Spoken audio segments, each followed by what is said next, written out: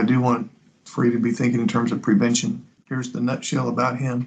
2 big things: high anxiety, although in many cases he will say, no, I don't feel particularly anxious. Well, if he has emotions blindness, he wouldn't know. And if he's been anxious from childhood, he doesn't have anything to contrast it with. So when I hear the NT wife say, or even he says, no, I don't particularly feel anxious. Okay, well, do you shut down? Yeah. Do you have meltdowns? Yeah. Okay, well, that tells me you have anxiety, because shutdowns and meltdowns are all about anxiety reduction.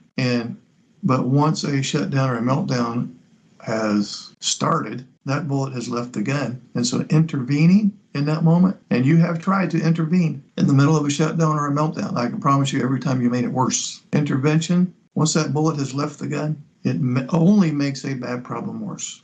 It's not even a neutral thing. Definitely doesn't help the problem. So we have to think in terms of prevention. And one of the things that you can do, and I'm just going to call this because anxiety is at the root. And nothing raises his anxiety more than risky conversations about marital issues or other things that he's going to download as threatening. So we'll just call this the anxiety scale for risky conversations. And you would want to run this past him before you ever implement it.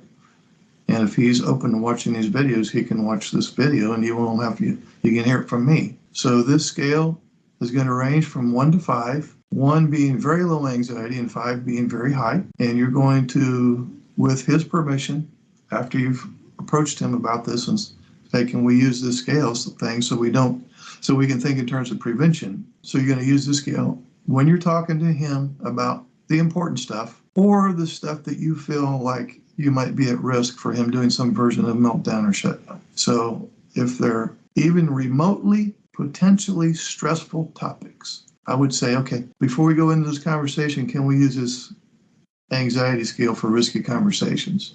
If you are in a neurodiverse marriage where one spouse is autistic and the other one is not, and you've been struggling for years and years, and you're kind of sick and tired of the routine, talk to me. Use me as your personal coach. I have groups, and I keep these groups small so that you can get a lot of one-on-one attention. I have 3 Q&A groups, 1 for ASD husbands, 1 for neurotypical wives, and I have a couples group where both spouses can attend. I also have 2 instructional groups, Cassandra Syndrome Recovery Group, to help you cultivate some strategies to recover from years of emotional deprivation, and the Men's Masterclass, in which we take a deep dive on developing social skills and emotional literacy in the context of the neurodiverse marriage. We meet 1 hour a week for 4 weeks. These are face-to-face Skype calls. So how much longer are you willing to wait? The links are below in the description area, and also they're pinned in the comments section.